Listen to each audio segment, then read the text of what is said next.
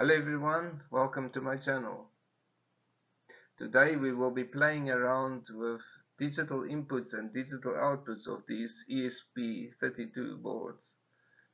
What we're going to need for the project is an LED which will serve as our output signal. Then we'll need a button, this will be our input signal, and then just some wires to connect everything together. So here is a close-up of what we will need for our project. Here we have the switch, the LED, ESP32 and just some wires. This button will serve as our digital input.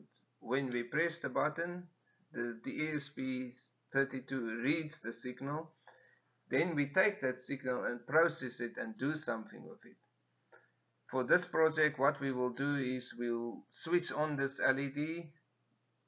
In order to code this inside Arduino, we're going to have to work out the algorithm to decide when the LED should be off, when it should be on, and when it should be flashing. So let's design that now. So here is the logic for our circuit.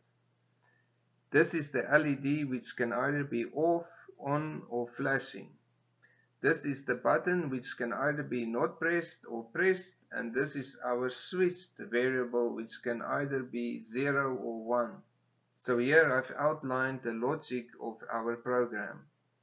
What happens is the button gets pressed, then we check should the circuit be switched or not. If yes, then it goes and changes the LED state. If no, it goes back and waits for the button to be pressed again.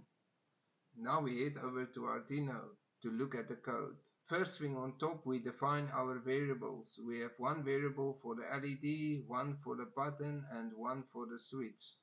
Here in this setup section, anything that you need to run before your program runs goes in here. In our case, we need to set up the pins. In order to set up a pin, you simply say pin mode, then the pin number, and then you can say it's an input pin or an output pin. In our case, we're using 26 for the input and 25 for the output. Next, we head over to this void loop section. In here, you can place any code that you want to loop over and over again. In our case, the first thing to do is to read the signal from the button. In order to do that, we simply say digital read and the pin number of our button, in our case 26. The next thing to do is to check if the button is pressed or not. In order to do that, we will be using an if statement. The if statement basically checks if one or two or three conditions are true. For example, here we check, is the button high? High means yes, it's getting a signal. Low means there's no signal. And we check if the switch variable is at 0. If those conditions are true, what we do is we add 1 to our LED state. So if our LED was off, now it will be on. The next time it adds 1, it will be flashing. We also set the switch variable to 1. So we know that in this loop it already switched. Next we get to our 3 LED states. The first one is for off. In order to switch off our LED, we simply write digital write pin 25 and low. The next one is very similar, but instead of switching it off, we switch it on by saying high. In the next one, we will be switching it off and on and off and on in order for it to flash. To do that, we simply alternate between high and low and add a small delay in between. These delays are in milliseconds. So 100 milliseconds will be 0.1 seconds. So our LED have 3 different states, 0, 1 and 2. So if our LED variable goes above 2, we need to reset it down to 0. In order to do that, we'll use another if statement, and this if statement checks if the LED variable is bigger or equal to 3, then we reset it back to 0. The last thing to do is to reset our switch variable to 0 when the button is not pressed and the switch variable is equal to 1. In order to do that, we make another if statement saying if button equals to low and switch equals to 1, we reset the switch to 0. Now you'll notice that there's multiple brackets in this if statement. In order to have multiple conditions, we need to place each separate condition in brackets and place everything else in another bracket. Now our code is ready. Let's upload it to our ESP. To upload our code, we simply go to Sketch, then click Upload. And that will upload our code to our ESP. First it compiles. After the compiling is finished, it gets uploaded.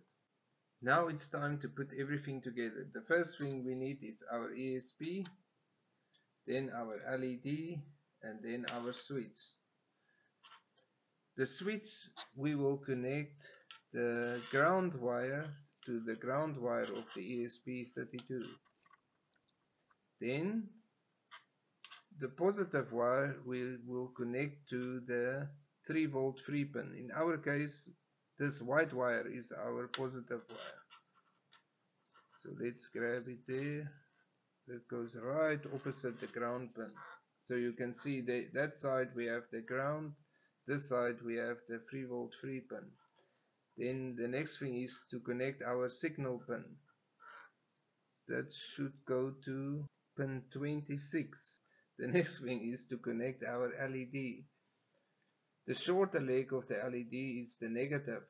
I've connected that to the black wire and the positive to the white wire. The positive will go to our pin 25, which outputs a signal.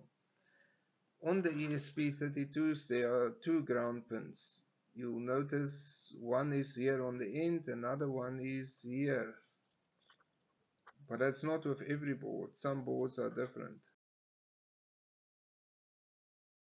Then the other pin goes to pin 25. Let's see if it works. No, it doesn't work because I put it on the wrong pins.